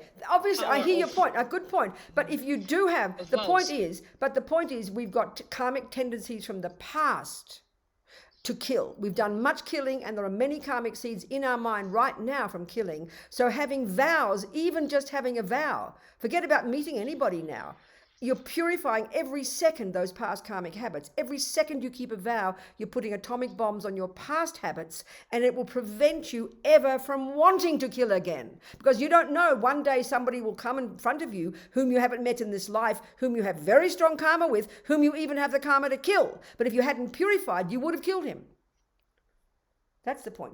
You're growing the habit to not kill. Not just now. This life, you're very fortunate. You don't want to kill. Fantastic. But you've got to keep strengthening that habit with living in the vows, because you've got countless more lives to go. So you're deepening the habit, and you're purifying all the karmic seeds from countless past lives. That's the real benefit from the habits, from the vows. Does that make sense? I think I understand. I'm working with my past karma. Absolutely. No, it's not and about preventing the future. But it's also powerfully the future. Yes. Because you don't know all the karmic Okay, seeds that will okay. ripen next life. This life you might be very nice, and many people are like that, but that karma will run out. But you've got to have the vows to keep it going life after life after life, and remove all the karmic imprints that you can't see yet. That's the bigger benefit of vows. You see the point? Yes? Good. Now we're communicating. Yes, Thank you thank so you. much. Very clear. Very good. Thank you. So in other words, vows work at a deeper level. They're not very evident to us, it's at a deeper level, because we've got these countless past lives and countless future lives. So vows, as long as, the Buddha says we can't get ahead without living in vows. They're so powerful. And because the simple point is, having the vow 24 hours a day, you're creating enormous, it's sort of like, you're creating enormous benefit for your own mind just by living in the vows. Even if today you have no wish to kill, that doesn't matter. So powerful, vows. It's amazing, So the more I hear about it, I'm very happy to live in vows. So listen, let's talk. We've got 20 minutes. So I wanted to do this speech purification one. I wanted to do we might be a bit late today. I know it's late for you guys, but maybe it's too late to do the speech one. I'll just talk about the benefit of speech. I want to talk about the benefit of speech and this practice, and I'd like you to do it together. If you're going to have that, Anastasia, you're going to have that module. You're going to have that study day, aren't you? Yes, Well, I do have this text. It's in Russian. Okay, that's good. Well, I want you to do that together. I'll just do it very briefly now. Then we'll do the purification very briefly as well, okay? But I want you to do this one, and I want you to do it in your little retreat. It's such a powerful practice. In our culture, we don't think of the benefit of speech much. We think, I can say what I like. I can do what I like. I can criticize who I want. Because we don't think it has any results. We don't think we're sowing seeds in our own mind. We don't think it matters, We only think it matters if somebody sees us or hears us. It's very ridiculous. But speech is incredible. And so the main gift of the Buddha is the power of speech, in your own life, you need good speech. If nobody believes your words, if no one pays attention to you, if no one thinks your words are useful, you can't even go shopping, because no one will listen to you. So we need good speech. And how we get good speech, powerful speech, is by being silent and by not speaking negative speech. And this is, we're so used to thinking, I'm allowed to talk about the politicians. As long as no one hears me, it doesn't matter. No, we don't really understand what we're doing. We're harming ourselves, is the whole point. We don't get that, We just don't get that.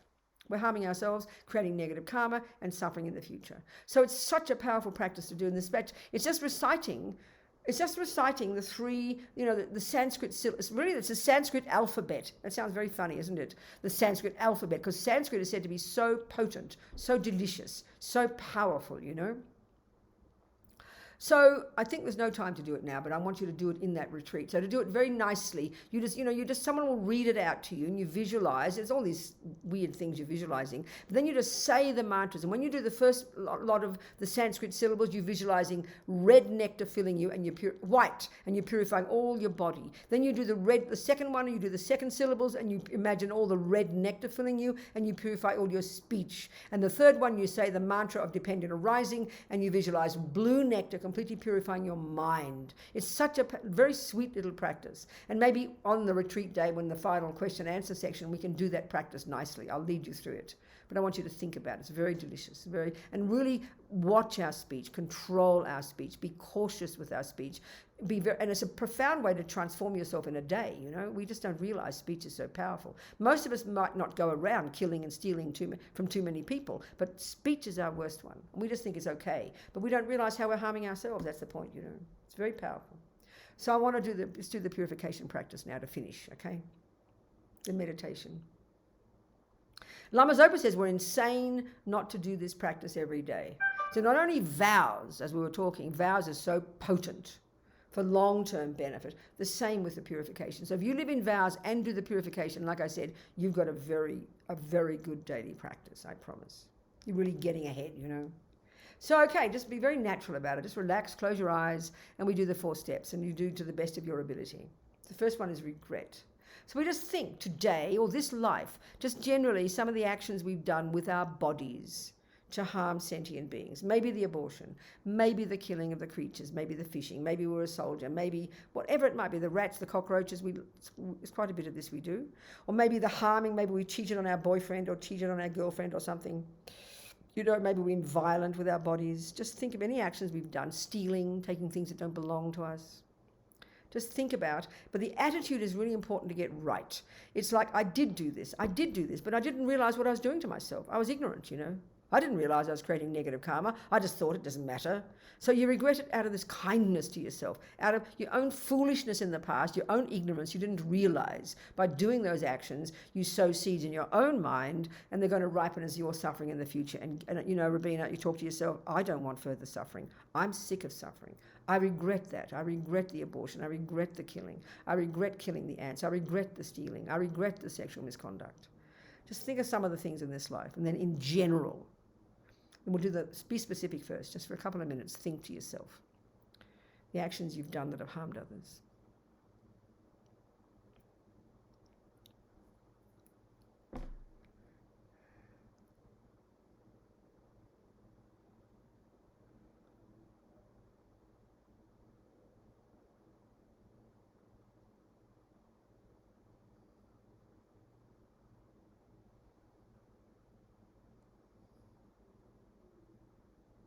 No guilt. Guilt is foolish. Not guilt. It's accountability.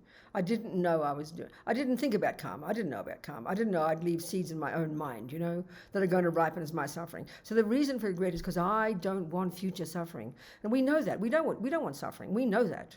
Well, I don't want to have suffering, so I'm going to regret the actions I've done to cause it. I don't want suffering. I'm sick of suffering. I don't want to be killed, lied to, stolen from. And then all the things we don't remember that have left seeds in our mind. Of course I regret these. Out of my own ignorance, I didn't realize, And then since beginningless time, my actions of my body, especially as animals, if you can have faith in karma and think of that, then all the countless actions we've done as animals, killing out of incredible arrogance, incredible fear, incredible anger, That's the core. That's why the actions are so heavy, because of the ignorance. I regret from the depths of my heart, because I do not want future suffering.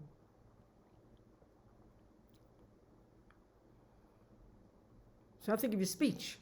That's mostly what we do. We mightn't go around raping and killing, but that's our speech. Bad-mouthing the politicians, bad-mouthing our sister, bad-mouthing people behind their backs, abusing people, lying, not being clear what we're saying, just the rubbish coming out of our mouths. This brings incredible suffering to ourselves in the future as well as now. I regret this from the depths of my heart because I don't want suffering. I'm sick of suffering. I am sick of suffering. It's kindness to yourself.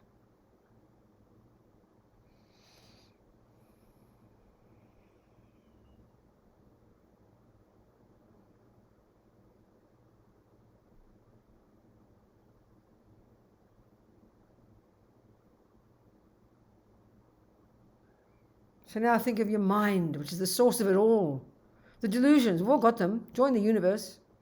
Ego grasping, the root delusion that believes in this concrete me, which is the source of everything. Then the attachment to get what that me wants. Then the aversion, the anger, the panic, the stress, the irritation, the annoyance, the frustration, the despair, the depression. All these are examples of anger. All of this is a result of not getting what attachment wants. All these crazy delusions, and the pride, the arrogance, the jealousy, the anxiety, the low self-esteem, all these painful suffering states of mind, which are mine. I brought them with me.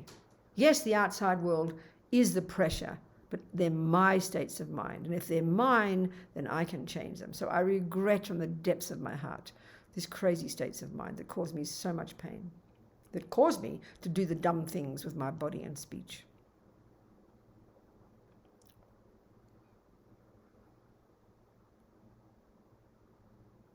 So whom can I turn to? Who's my doctor? Whom can I rely upon to give me methods that I can use to purify myself? So that's the Buddha for us, So we visualize, if you're familiar with this, if not, don't worry, just imagine blissful white light being above our crown. If you're familiar with the Bodhisattva style of the Buddha, Vajrasattva, radiant white light body sitting above our head, sitting on a multicolored lotus, very gorgeous, very beautiful, enlightened being. And we just think this is our doctor, this is a Buddha, whose methods we want to use to purify ourselves. Fantastic, having a good doctor.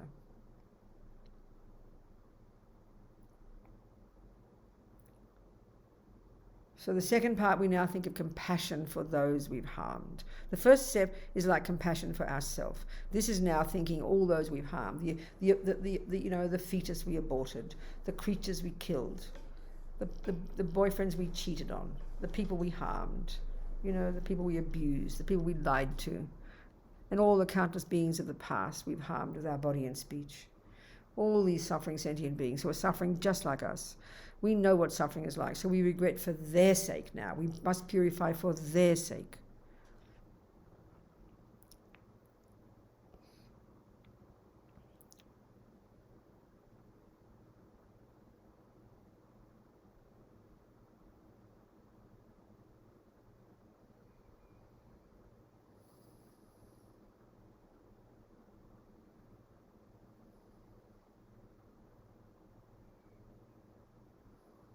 So now if we can have compassion for those who've harmed us, this might not be easy for us, but if we can, fine. If not, then the logic to have compassion is because they will suffer as a result of their negative karma. They will suffer as a result of the actions they've done to us. So if you can have that compassion for them too, fantastic, amazing. If not, you leave it there.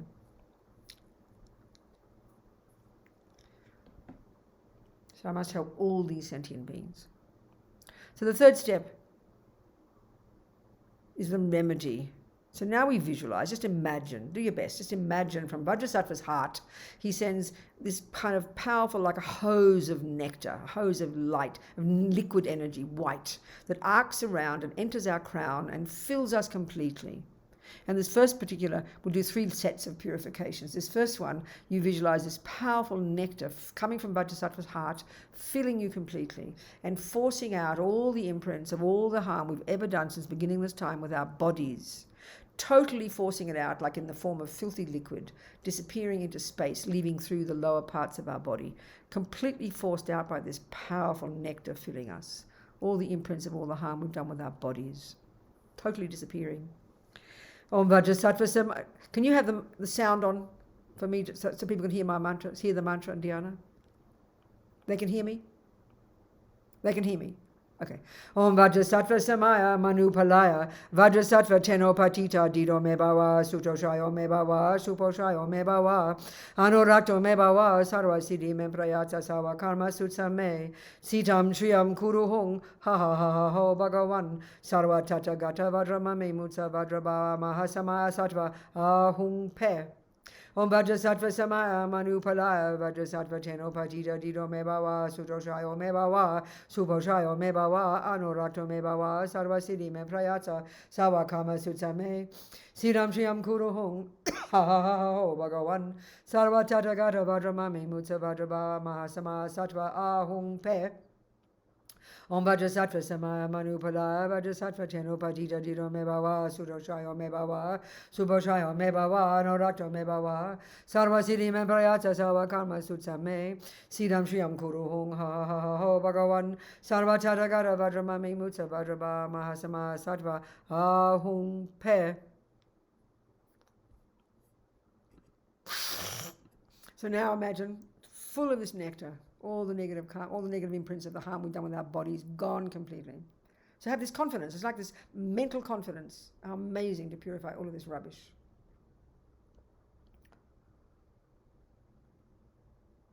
So now Lama Vajrasattva, because if we have a spiritual teacher, we think this is Vajrasattva. Their mind is manifesting as the Buddha for my benefit. It makes it really personal.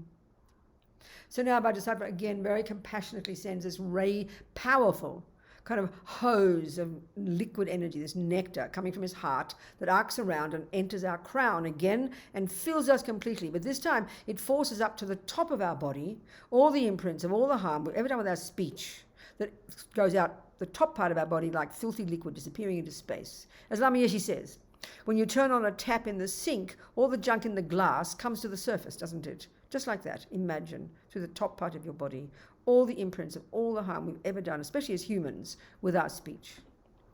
Om Vajrasattva Samaya Manupalaya Vajrasattva Chenopatita Dido Mebawa Sutoshayo Mebawa Suposhayo Mebawa Anurato Mebawa Sarvasiddhi Memprayata Sawakama Sutsame Siddham Shriyam Kuru Hong Ha Ha Ha Ha Ho Bhagavan Sarva Tathagata Vajramami Mutsa Vajraba Mahasama Sattva Ahung Pe. Om Vajrasattva Sama Manupala Vajrasattva Chenopatita Dido Mebawa Sudoshaya Mebawa Subashaya Mebawa Anorata Mebawa Sarvasiddhi Memprayata Sawakama Sutsame Siddham Shriyam Kuru Hong Ha Ha Ha Ha Ho Bhagavan Sarva Tathagata Vajramami Mutsa Vajraba Mahasama Sattva Ahung Pe. Om Vajrasattva Samaya Manupalaya Vajrasattva Chenopatita Dido Mebawa Sutoshaya Mebawa Subashaya Mebawa Anorata Mebawa Sarvasiddhi Memprayata Sawakama Sutsame Siddham Shriyam Kuru Hong Ha Ha Ha Ha Ho Bhagavan Sarva Tathagata Vajramami Mutsa Vajraba Mahasama Sattva Ahung Pe. Totally gone, full of this blissful nectar. All the imprints of all the harm we've done with our speech, gone, purified. How amazing.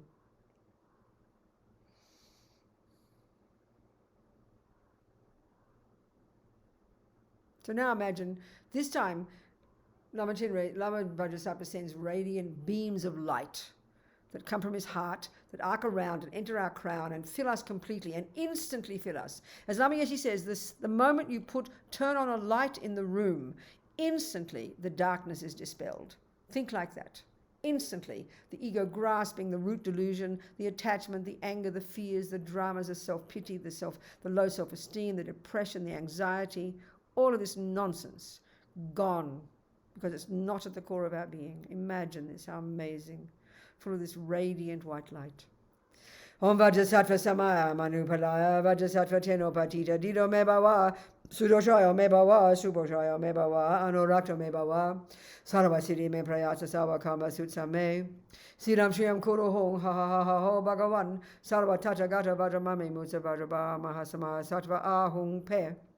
Om Vajrasattva Samaya Manupala Vajrasattva Chenopatita Dido Mebawa Sudoshayo Mebawa Suboshayo Mebawa Anorakta Mebawa Sarvasiddhi Memprayata Sawakama Sutsame Siddham Shriyam Kuru Hong Ha Ha Ha Ha Ho Bhagavan Sarva Tathagata Vajramami Mutsa Vajraba Mahasama Sattva Ahung Pe. Om Vajrasattva Samaya Manupalaya Vajrasattva Chenopatita Dido Mebawa Sudoshayo Mebawa Suboshayo Mebawa Anorata Mebawa Sarvasiddhi Memprayata Sawakama Sutsame Siddham Shriyam Kuru Hong Ha Ha Ha Ha Ho Bhagavan Sarva Tathagata Vajramami Mutsa Vajraba Mahasama Sattva Ahung Pe. Full of this blissful light. How amazing. All the delusions gone. So the fourth step, the resolve, determination to change. So if we have taken vows, if we've taken the lay vows, well, we reiterate those vows. It's like you're strengthening. It's like you're doing push-ups. Every time you do push-ups, you get better and better at it. It's the same with our thoughts. Every time you vow not to kill, you're strengthening the habit not to kill. And it would never even arise in your mind to want to, now and in the future. This is the point. So if you have taken vows, you strengthen those vows and you think, I will never kill, I will never steal, I will never lie, whatever. Now, if you haven't, then you maybe make a decision. I will do my best not to kill, or you make a proper decision. And especially though if you've got all these old habits. No, sorry, one more. If you've taken vows and taken Bodhisattva vows and taken Tantric vows, then you must reiterate those and strengthen those and make the vow to your best not to break them. The more precise you can be, the better it will be for your mind. And if you haven't, then you just think about your old ridiculous habits, like maybe you badmouth your boyfriend too much, maybe you shout about your mother. So you make a decision for maybe 5 minutes, maybe 1 hour, maybe 10 hours, I will not do this. And you really give yourself the courage to know that with your determination, you can decide to change your body, speech and mind. You're the boss, you know. So make decisions. As Lama Zopa says, don't lie to yourself. You give yourself a timeline. Be very sincere about this. And you're talking to yourself here, okay? So make some decisions.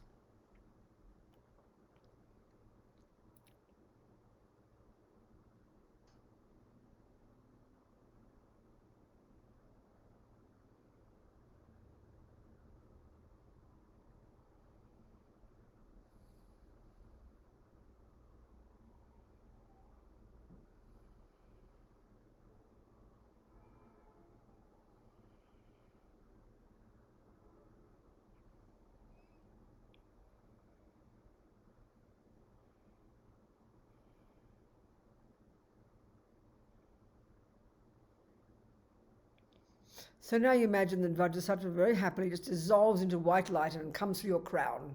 And you visualize that the body, speech and mind of the Buddha and the body, speech and mind of your Lama and your body, speech and mind merge, becoming one. Just imagine full of this energy. This is your own marvelous potential. The Buddha, imagine this. And then for about a minute, you just kind of visualize yourself expanding to fill space.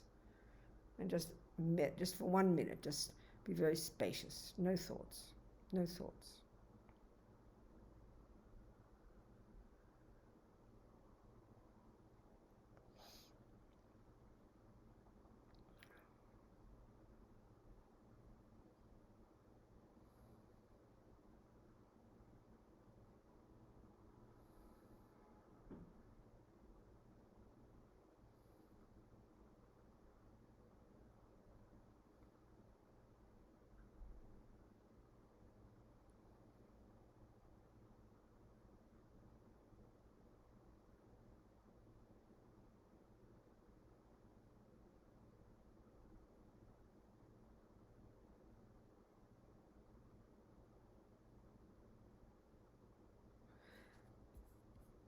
Very relaxed now.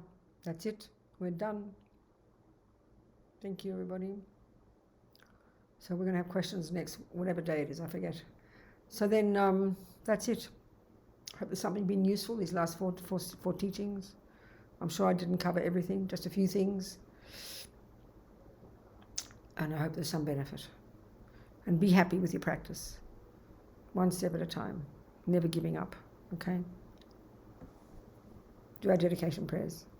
Anastasia. Pleasure, pleasure, Sergey. Thank you, everybody. Thank you. Thank you, Diana. So kind. All right.